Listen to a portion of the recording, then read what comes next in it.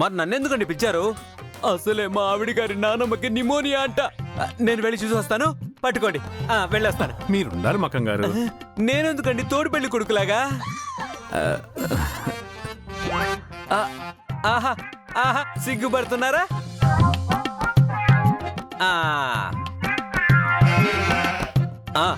సరే కాని కార్తిక్ గారు, ఇంతకీ మీ మనసులో మాట ఎప్పుడు చెప్తున్నారు?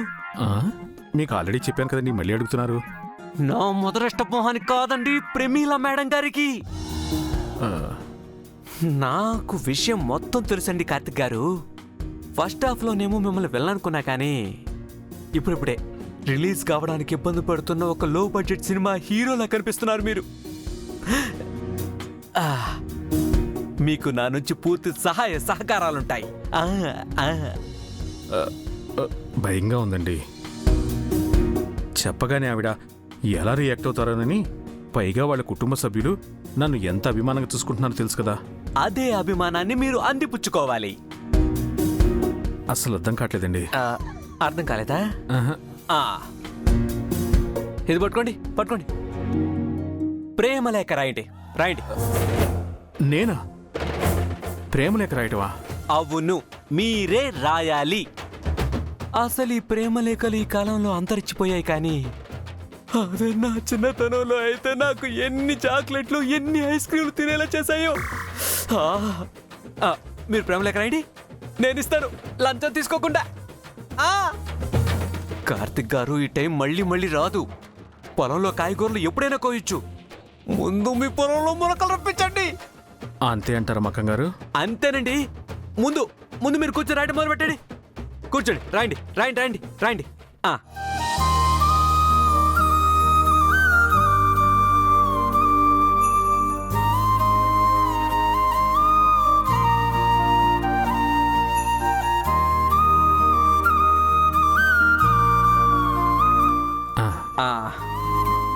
కార్తిక్ గారు, ఏమి రాస్తారో చూస్తాను.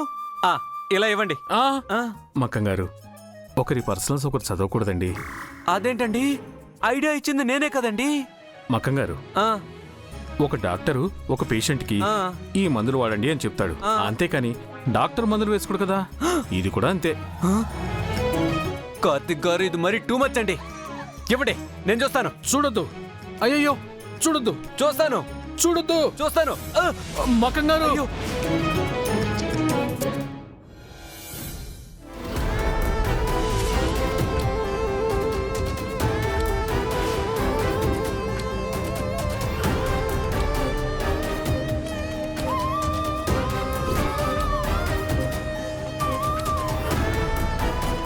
ఆకాశాన్ని వీడి ఈ ఆకతాయికై భూమి చేరినావు మౌనదేవతై. బతకాలనుంది నీకు బానిసై. సాగరాలు ఎడారులైనా, ఎండమావి సముద్రమైనా, గోపురాలు పునాది అయినా, భవంతులు బండరాళ్లైనా నిన్ను వదలను, వదలను. ప్రేమతో నీ ముందు నుండి కదలను.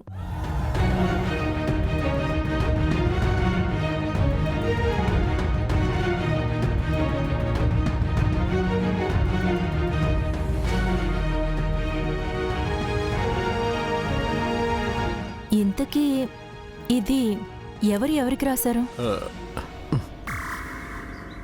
నీకు చాత కన్నప్పుడు రాసిస్తే సరిపోతుందా? ఇంటికొచ్చి మా నాన్నతో మాట్లాడే ధైర్యం లేదా? నిన్ను నమ్ముకోవడం నా తప్పు. ఛీ! జ్యోతి, జ్యోతి ఆగు జ్యోతి. ఇది వాళ్ళదనుకుంటా, ఇచ్చేద్దాం. మేడం, ఇది తిరిగిచ్చేంత గొప్ప ప్రేమలేఖ కాదులేండి. గోపురాలు పునాదులు అయిపోవడం ఏంటో, భవనాలు బండరాలు అయిపోవడం ఏంటో, అంతా నెగిటివ్ వైబ్రేషన్. పదండి, వెళ్దాం. రండి.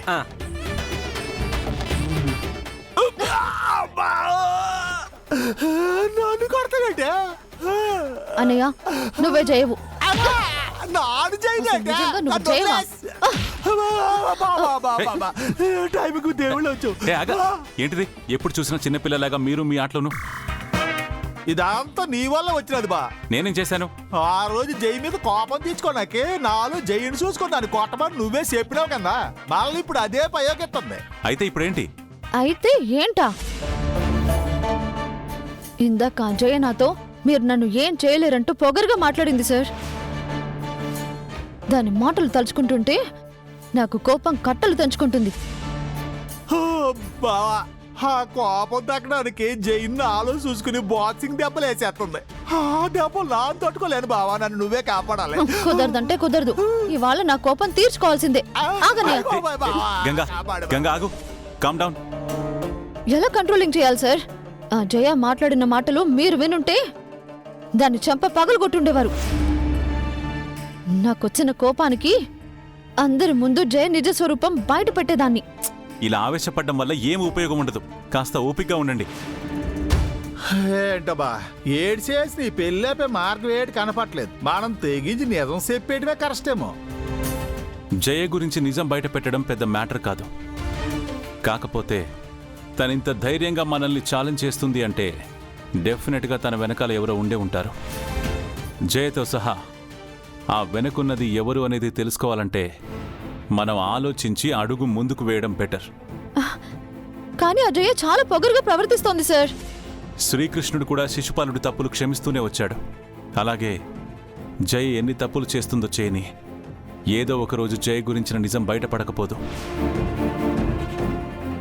ఈలోగా ఏదో ఒకటి చేసైనా సరే వంశీ జయల పెళ్లి జరగకుండా చూడాలి. అలాగే సార్.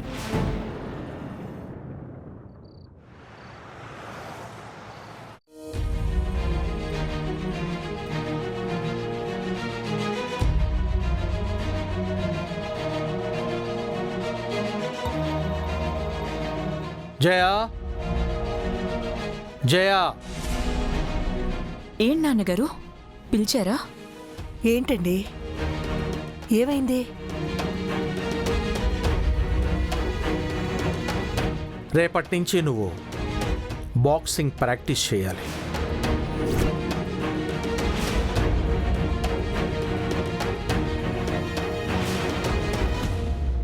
నేనా? జయ బాక్సింగ్ నేర్చుకోవడం ఏంటండి? త్వరలోనే తన పెళ్ళి. పెళ్ళైతే మాత్రం కెరియర్ ఆగిపోవాలా? వీళ్ళ జాతకాలు చూపించినప్పుడు ఆ స్వామీజీ ఏమన్నారో విన్నావు కదా? జాతకంలో చెప్పారని ఇప్పుడు తను బాక్సింగ్ నేర్చుకోమంటున్నారా? కాదు,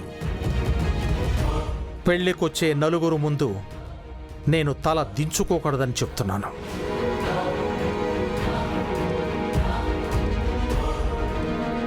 జయకు పెళ్లి చేసి నా బాధ్యతను నేను తీర్చుకోవాలనుకున్నాను, కానీ అది తప్పు. తనకు పెళ్ళైన ఈ విశ్వనాథ్ కూతురే కదా. ఈ విశ్వనాథ్ కూతురు చదువుల్లో నిల్, గేమ్స్లోనూ నిల్.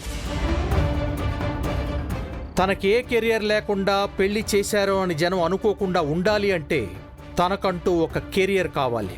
అందుకే బాక్సింగ్ నేర్చుకోమని చెప్తున్నాను.